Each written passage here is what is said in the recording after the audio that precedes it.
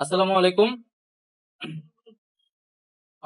আজ দুপুর ১টার সময় আমাদের প্রধান উপদেষ্টা কার্যালয় যমুনাতে আমাদের উপদেষ্টা পরিষদের একটা অনানুষ্ঠানিক বৈঠক ছিল এবং এই বৈঠকে আমি আমার একটা ব্যক্তিগত বিষয়ে আলোচনা করেছি এবং এই আলোচনা সাপেক্ষে আমি প্রধান উপদেষ্টা বরাবর আমার পদত্যাগপত্র জমা দিয়েছি। চ্যানেল ডি, তথ্য ও তারুণ্যের সাথে। আমার যে দুইটি মন্ত্রণালয় ছিল, তথ্য ও সম্প্রচার এবং ডাক, টেলিযোগাযোগ এবং তথ্য প্রযুক্তি, দুইটি মন্ত্রণালয়ের দায়িত্ব থেকে আমি ইস্তফা দিয়েছি। এছাড়াও এই জুলাই শহীদ স্মৃতি ফাউন্ডেশন সহ সরকারের যে সকল কমিটিতে আমি ছিলাম, এই সকল কমিটি থেকে আমি সাথে সাথে একই সাথে ইস্তফা আমার হচ্ছে। তো মূলত এক গণ অভ্যুত্থানের প্রেক্ষিতে ৮ই আগস্ট আমরা গণ অভ্যুত্থানের প্রতিনিধি হিসেবে প্রথমে ২ জন এবং পরবর্তীতে আরো একজন ৩ জন অন্তর্বর্তী সরকারে দায়িত্ব নেই অন্যান্য উপদেষ্টাবৃন্দের সাথে।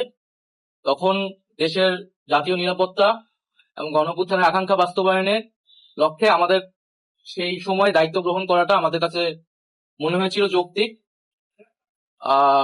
গত সাড়ে ৬ মাসের প্রেক্ষিতে সরকার কাজ করছে, হয়তো আমরা আশানুরূপ ফলাফল এখনো পাইনি, কিন্তু আমার কাছে মনে হয়েছে যে সরকারের একটা স্ট্যাবিলিটিতে সরকার এসেছে এবং ব্যক্তিগতভাবে সরকারের বাইরে যে দেশের বর্তমান যে পরিস্থিতি, সেই পরিস্থিতিতে একটি রাজনৈতিক শক্তির উত্থানের জন্য আমার রাজপথে থাকা প্রয়োজন, ছাত্র জনতার কাতারে থাকা প্রয়োজন এবং আমরা যে গণতান্ত্রিক পরিবর্তনের আকাঙ্ক্ষা করি, সেই আকাঙ্ক্ষার জন্য এবং আমার যে গণ অভ্যুত্থানে যে ছাত্র জনতা অংশগ্রহণ করেছে সেই শক্তিকে সংহত করতে আমি মনে করেছি যে আমার সরকারের থেকে আমার সরকারের বাইরে রাজপথে আমার ভূমিকা বেশি হবে এবং আমার বাইরে যারা আমাদের সহযোদ্ধা রয়েছেন তারাও এটি চান এবং সেই প্রেক্ষিতে আমি মূলত আজকে পদত্যাগপত্রটা জমা দিয়েছি।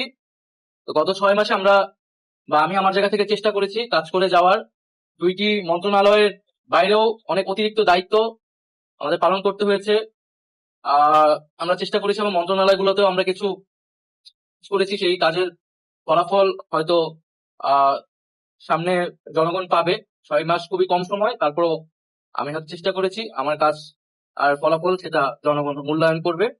তো আজকে থেকে মূলত আমি সরকারের এখনো দায়িত্বে নেই, এটি মূলত বলার জন্য আপনাদেরকে আজকে আমরা ৩টা কোশ্চেন নিব।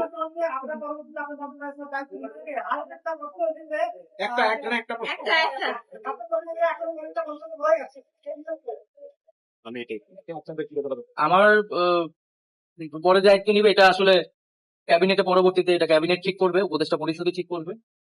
আর আমি আমার জায়গা থেকে মনে করেছি আমার বাইরে প্রয়োজন, বাট এখনো আমাদের গণ অভ্যুত্থানের আকাঙ্ক্ষা তো বাস্তবায়িত হয়নি। বিচার এবং সংস্কারের যে প্রতিশ্রুতি নিয়ে এই সরকার গঠিত হয়েছিল, ছাত্ররা এসেছিল, সেই প্রতিশ্রুতি পূরণে অন্য যে ২ জন রয়েছে তারা মনে করছে তাদের সরকারে এখনো দায়িত্ব রয়েছে, তারা এখনো সরকারের থেকেই জনগণকে সার্ভ করবে। তারা যদি রাজনীতি করার প্রয়োজন বোধ করে তারা তখন হয়তো সরকার ছেড়ে দেবে।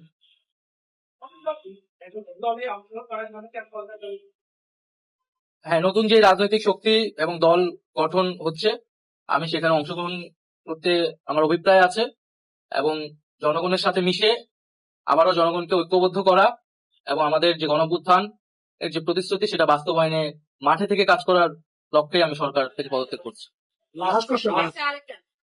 সাজওয়ার,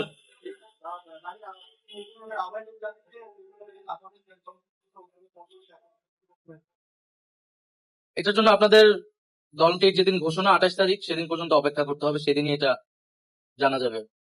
নারীদের মধ্যে থেকে একটা কোশ্চেন নিব। নারী কেউ? আপনি সাজেদা জি।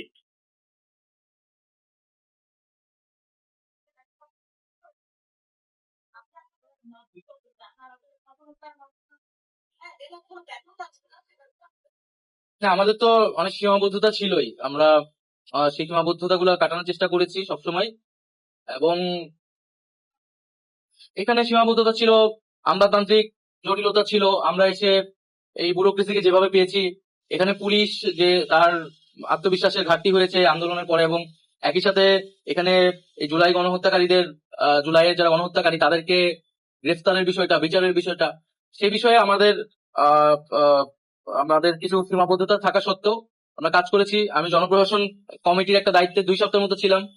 2 সপ্তাহের মিটিং এ আমরা সিদ্ধান্ত নিয়েছি যে যারা 18 সালের ডিসি ছিল এবং দুর্নীতির সাথে জড়িত ছিল তাদেরকে সরানোর ব্যবস্থা, এরকম কিছু উদ্যোগ আমরা নিয়েছি। এবং আমি আশা করব যে অন্তর্বর্তীকালীন সরকার সামনের দিনগুলোতে জনগণের যে আকাঙ্ক্ষা, গণঅভ্যুত্থানের যে আকাঙ্ক্ষা, সেই আকাঙ্ক্ষা বাস্তবায়নে তারা সচেষ্ট হবে এবং দেশের যে আইন শৃঙ্খলা পরিস্থিতি, সেই আইন শৃঙ্খলা পরিস্থিতি এবং দ্রব্যমূল্য নিরসনে তারা সফলতা দেখাতে পারবে। ধন্যবাদ। চোখ রাখুন চ্যানেল ডি এর ফেসবুক পেজ, ইউটিউব চ্যানেল এবং ইনস্টাগ্রামে।